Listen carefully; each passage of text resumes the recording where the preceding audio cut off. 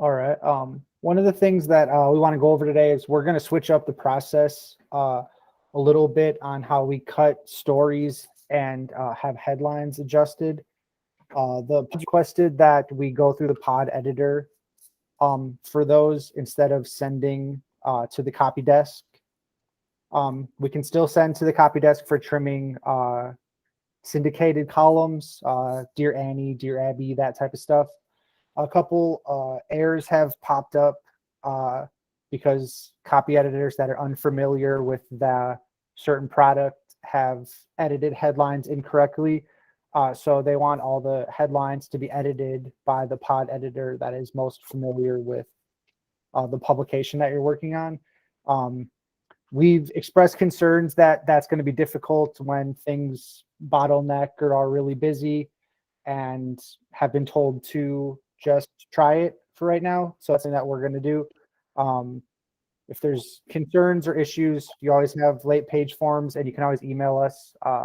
Something's really bad. So just make sure that when you're cutting a story or you're having a headline adjusted, please have that go through your pod editor before it goes to proofing. Yep, so appreciate that. A couple other things here. I'm going to share my screen really quick.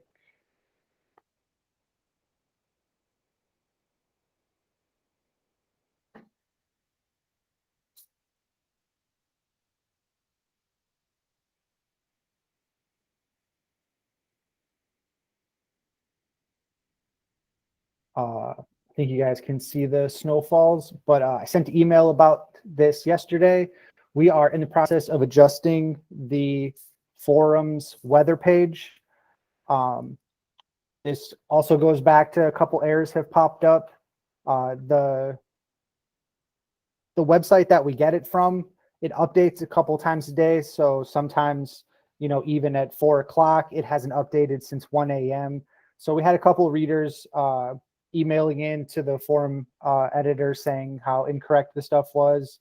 So WDAY is now providing a graphic for us. We've asked Layout to update the template so that the script will pull in, but that's kind of a work in progress right now. So just make sure that it looks like this. It ran like this for today's paper, and it'll run like this for tomorrow's paper. So if you need examples, they're there.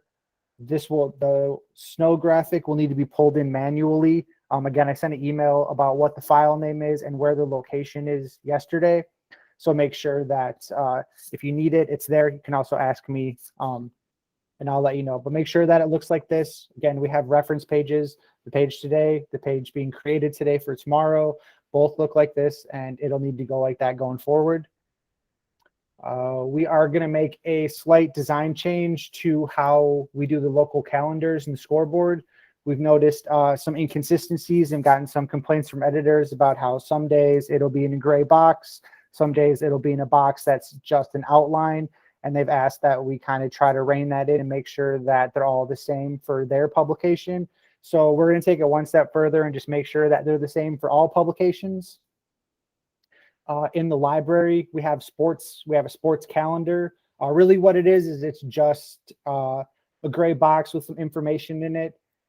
Run the script, place the local calendar inside the box, place the box in the scoreboard. This is all stuff that you guys know. We just want to make sure that this will centralize how it looks in all the pages. It'll make sure that the color's all the same. It'll make sure the runaround's all the same. The insets all the same, all that type of stuff. So I pulled this from the FCC library. It's called Sports Calendar. Pull it onto the page. Make sure that you're running the same scripts that you always run. Just give me a sec. I'll run it. Not that you guys haven't seen this before. Yep. And then I'm just gonna, come on. Right. And then, close up the box as needed and make sure that it's running within the scoreboard. The only difference is we're going to keep the forums the way it is. They run theirs off to the bottom and they have their own template, and that's how it runs every day. So we're going to leave that one alone since it's not actually in the scoreboard. All the other ones that run in the scoreboard should run just like this. Again, it's in the library and it should just run normally. All we're trying to do is make sure that they are.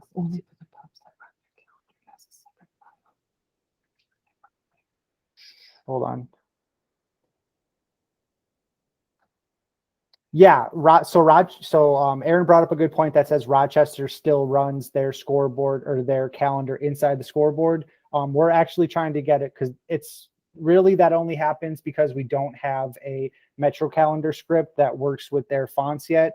So that was put on the back burner, but is slowly coming back so that once we have that script, we will let you guys know, and it'll need to be like this.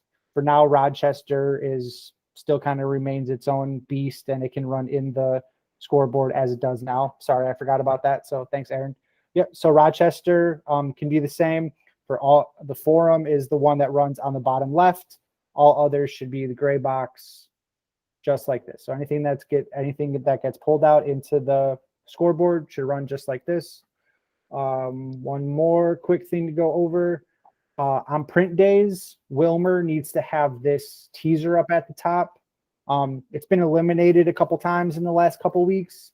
So I just want to make sure that everyone that's aware of that. Sometimes this is done by Nightsiders, sometimes this is done by Daysiders, depending on who's working on it. So I'm making sure that everybody knows this should not be deleted on print nights. I don't believe that it's on the template for the e-edition, but I'll make sure.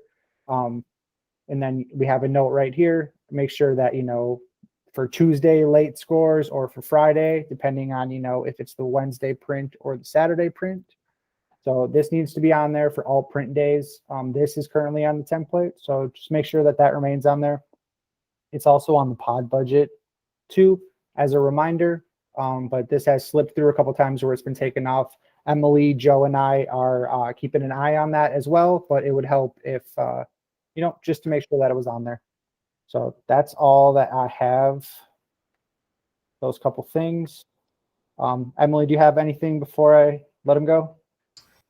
No, you covered everything that I was gonna care about. Okay. Tanner says he thinks it's on the e-paper pages as well. I will go and make sure that it's not. Even if it is, it's easier for us to remember to take it off than it is, to have no reminder to put it on there. So just for the print stuff, it needs to stay on there. If it happens to be on there for e-edition, let's make sure it's taken off. Yep. So that's it. Thank you, everybody. Feel free to let me know if you have any questions about what we went over today. Thank you.